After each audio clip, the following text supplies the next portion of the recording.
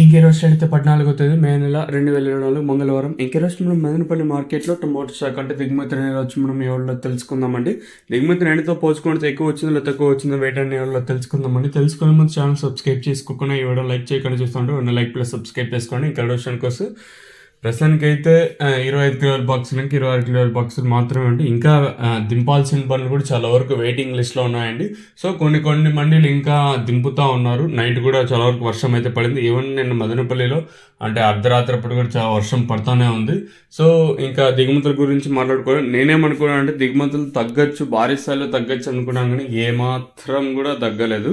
So 2 రోజులు మనకి market లేదు కదా. సో 2 రోజులు అంటే మన టిప్పు సుల్తాన్ కంప్లీట్ దింపినారు, కానీ అంతంత మాత్రమే దింపారు.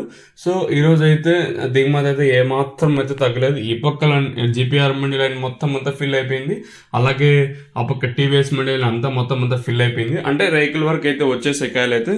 సో ఓవరాల్ గా ఈ పక్క ఈవెన్ టీవీఎస్ మండీ లైన్ మొత్తం చూసుకున్నా, అలాగే జీపీఆర్ మండీ లైన్ మొత్తం చూసుకున్నా కూడా దిగుమతి అయితే ఏమాత్రం అయితే తగ్గలేదు. మనం తగ్గుతుంది అనుకున్నాం, ఎందుకంటే నిన్న మనకి తెలిసిందే కదా, నిన్నైతే ఓటర్స్ డే. సో నిన్న ఎవరు కూలర్ కూడా రారు అనుకున్నాం. సో మొన్న పెరిగిన కాయలు ఏమైనా తీసుకొచ్చారో అయితే చూడాలి.